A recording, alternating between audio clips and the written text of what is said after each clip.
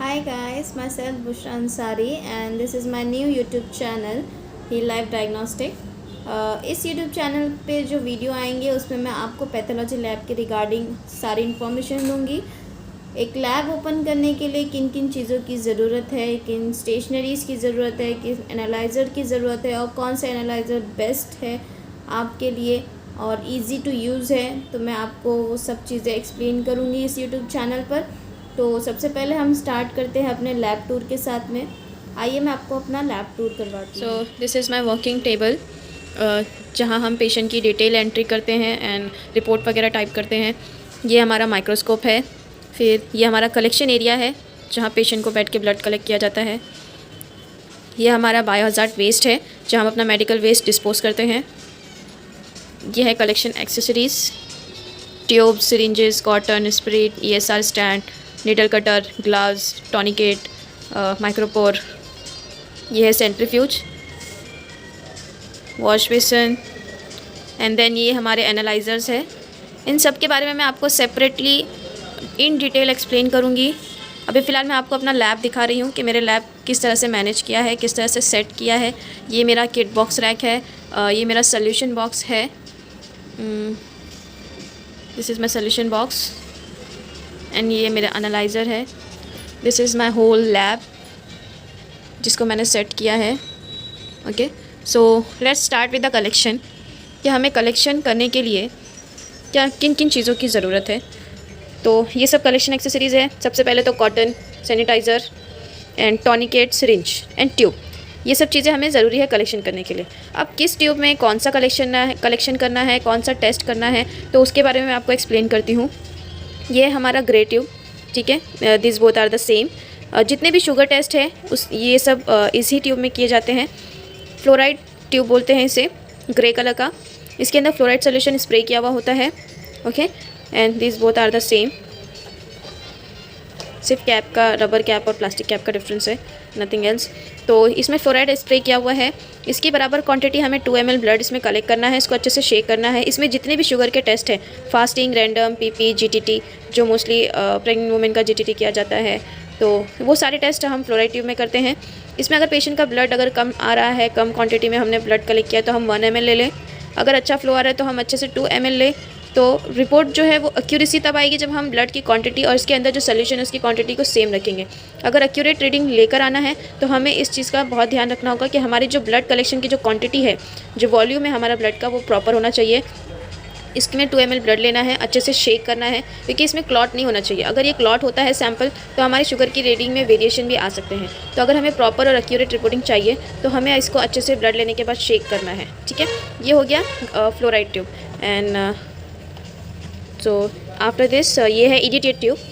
EDTA tube में mostly हम CBC, ESR, blood group, MP, HbA1c, HLA-B27, G6PD ये सब करते हैं। ये मेनली है, बाकी और भी बहुत सारे टेस्ट है जो हम EDTA में करते हैं। अगर आपको जानना हो तो मुझे कमेंट बॉक्स में कमेंट कीजिए, मैं आपको एक्सप्लेन करूँगी।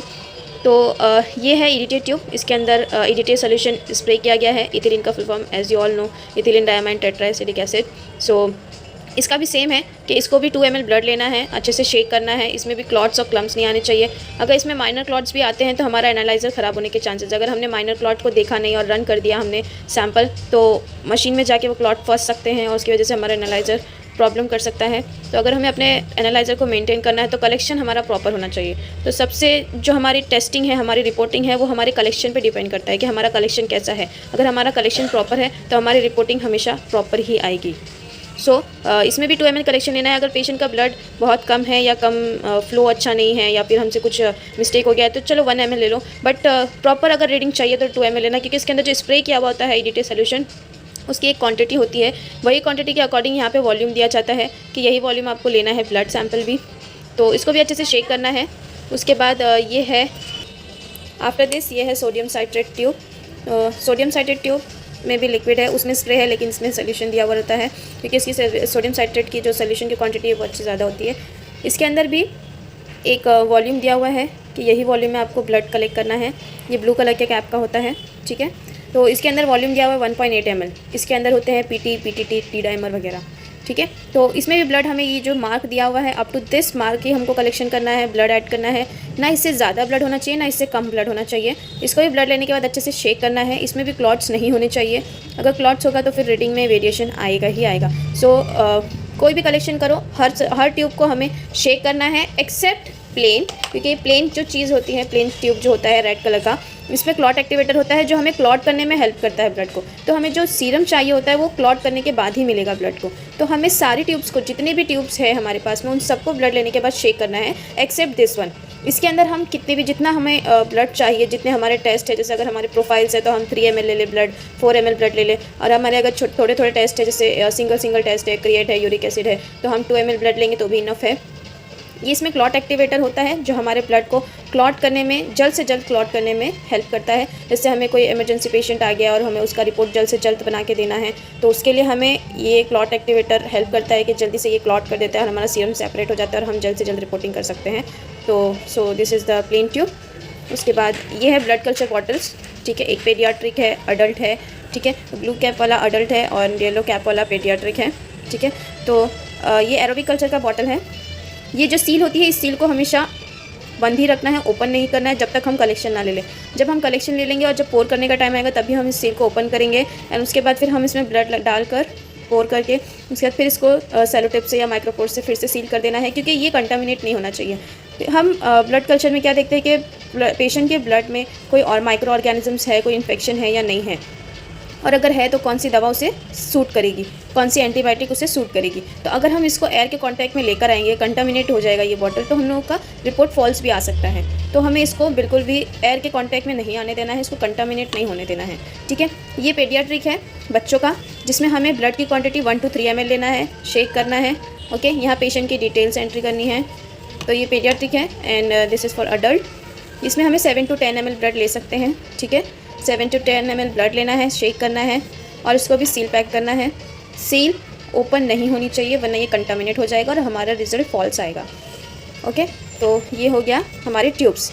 ये सिरिंजेस हैं। सिरिंजेस हम अकॉर्डिंगली यूज़ करते हैं कि हमें पेशेंट का ब्लड कितना कलेक्ट करना है। अगर थोड़ा ब्लड कलेक्ट करना है 3 ml ले लो, अगर ज़्यादा कलेक्ट करना है 5 ml ले लो। कॉटन है, स्प्रिट है। This is ESR stand and this is gloves. ये नीडल कटर है, इसको कैसे यूज़ करना है मैं अगले वीडियो में आपको शेयर करूँगी। सेंट्रीफ्यूज आपको पता है कि हमें कौन कौन सी ट्यूब को सेंट्रीफ्यूज करना है। हमें EDTA छोड़कर सारे ट्यूब्स को सेंट्रीफ्यूज करना है, क्योंकि EDTA को हम सेंट्रीफ्यूज नहीं कर सकते, क्योंकि इसके अंदर हम CBC में क्या देखते हैं, अगर CBC है, अगर इसमें EDTA में हमको CBC का टेस्ट करना है और CBC को हम अगर सेंट्रीफ्यूज कर देंगे, हम CBC में देखते क्या है, WBC, RBC, प्लेटलेट, हेमोग्लोबिन, ये सब देखते हैं। अगर हम इसको सेंट्रीफ्यूज करेंगे तो इसकी जो सेल्स है वो रप्चर हो सकते हैं। जैसे RBCs जो है वो रप्चर हो सकते हैं, क्योंकि सेंट्रीफ्यूज हमारा बहुत ज़्यादा स्पीड से घूमता है, 24,000 RPM पे घूमता है। तो उस वजह से हमारे जो RBCs है वो रप्चर हो सकते हैं। प्लेटलेट जो है वो एक जगह सेटल हो सकते हैं, हमें रीडिंग प्रॉपर नहीं आएगी। अगर हम इसको सेंट्रीफ्यूज करके और रन करेंगे तो रीडिंग एबनॉर्मल आएगी। तो हमें सिर्फ EDTA को ही सेंट्रीफ्यूज नहीं करना है, बाकी सारे जो ट्यूब्स हैं कलेक्शन करने के बाद 15 to 20 मिनट्स वेट करना है और उसके बाद सेंट्रीफ्यूज करना है, okay. So this is the collection. अब मैं आपको बताऊंगी कि कलेक्शन कैसे करते हैं, कलेक्शन करने की प्रॉपर टेक्निक क्या है। बताती हूँ कलेक्शन किस तरह से करना है और उसकी टेक्निक क्या है प्रॉपर कलेक्शन की। तो ये है हमारा टॉनिकेट, ठीक है। हम थोड़ा सा कॉटन लेंगे पहले, इसमें अच्छे से स्प्रेड लेंगे, ठीक है।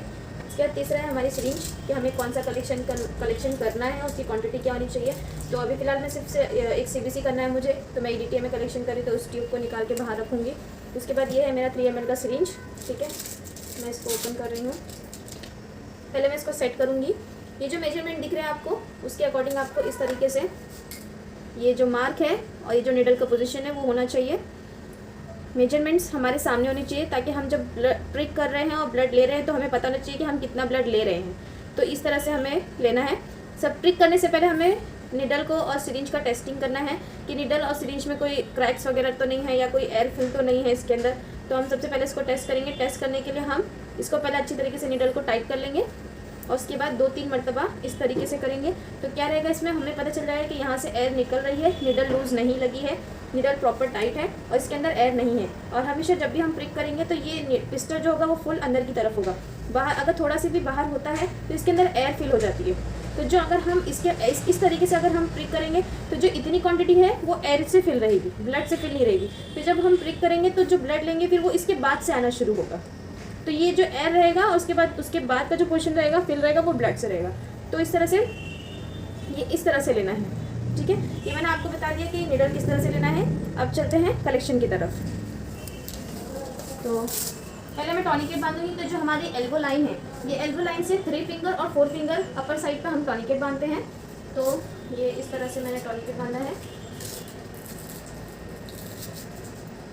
फिर हम अपने जो लेफ्ट फिंगर है, लेफ्ट की फर्स्ट फिंगर, उससे हम फील करेंगे। पहले जब हमें वेन फील हो जाएगी, हमारी वेन 3 जगहों पर होती है when, first, second and this one is third. जो हमें प्रॉपर अपर दिख रही है, मतलब ऊपर से हमें सरफेस वेन दिख रही है कि ये वेन एकदम स्टेबल है, कंफर्टेबल है, तो हम वहाँ से कलेक्शन करेंगे। और अगर हमें यहाँ से नहीं दिख रही है तो हम यहाँ पाँव से ले सकते हैं, पैर से ले सकते हैं, लेकिन हम कोशिश करेंगे कि ये 3 वेन से हम कलेक्शन कर सकें, क्योंकि ये जो 3 वेन होती है उसमें जो ब्लड का जो फ्लो होता है वो बहुत ज़्यादा होता है, वो बहुत ज़्यादा मोटी वेन होती है, थिक वेन होती है। तो उसमें से क्या ईजिली अब ब्लड आ जाता है। तो अभी मैं यहाँ पे फील कर रही हूँ। मुझे जो मिड वेन है वो एकदम डीप में फील हो रही है, तो मैं यहाँ से भी कलेक्शन कर सकती हूँ। और आप यहाँ पे थोड़ा सा जूम करो, तो यहाँ पे आपको वेन दिख रही है, ये ग्रीन वेन, ये अपर सरफेस पे है, तो मैं यहाँ से प्रिक करके लेती हूँ, ठीक है।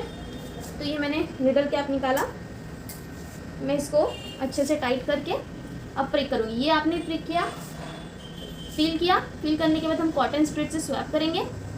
कॉटन स्प्रेड से स्वैप करने के बाद हम फिर से फील नहीं करेंगे, क्योंकि फिर वो कंटामिनेट हो सकता है। क्योंकि हम कॉटन स्प्रेड क्यों यूज़ करते हैं कि वो एरिया क्लीन हो जाए। हम अब जब प्रिक करेंगे तो इसमें ऑलरेडी कंटामिनेट लगा हुआ है, तो ऐसा नहीं हो कि हमारे फिंगर्स पे भी वहाँ जो चीज़ लगी हुई है वो इस पर टच हो जाएगी। तो हम स्प्रेड से स्वैप इसलिए करते हैं ताकि जो ये एरिया है वो डिसइंफेक्टेड हो जाए। तो जब ये डिसइंफेक्टेड हो जाएगा उसके बाद हम यहाँ पे प्रिक करेंगे। ये प्रिक करने की पोजीशन ऐसी होनी चाहिए, जो हम प्रिक कर रहे हैं जो एंगल है वो 45 का होना चाहिए। इस तरह से हम प्रिक करेंगे। यहाँ पे हमें ब्लड आता हुआ दिख गया है, हम वहाँ स्टॉप करेंगे और फिर पिस्टल को खींचना शुरू कर देंगे। तो पिस्टल हम इस तरह से पकड़ के खींच सकते हैं। अब मुझे EDTA में लेना है 2 ml, तो मैं यहाँ पे 2 ml का ब्लड ले रही हूँ, ठीक है। उसके बाद मैं यहाँ पर कॉटन स्प्रेड रख कर निडल को निकाल रही हूँ। निडल को निकालने के बाद यहाँ पर हम निडल कैप को यहाँ पे इस तरह से करेंगे, ठीक है।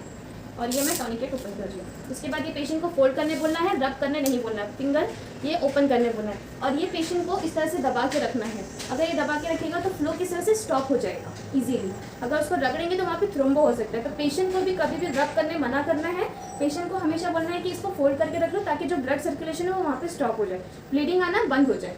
उसके बाद हम आते हैं यहाँ पर, हम ये निडल कटर है।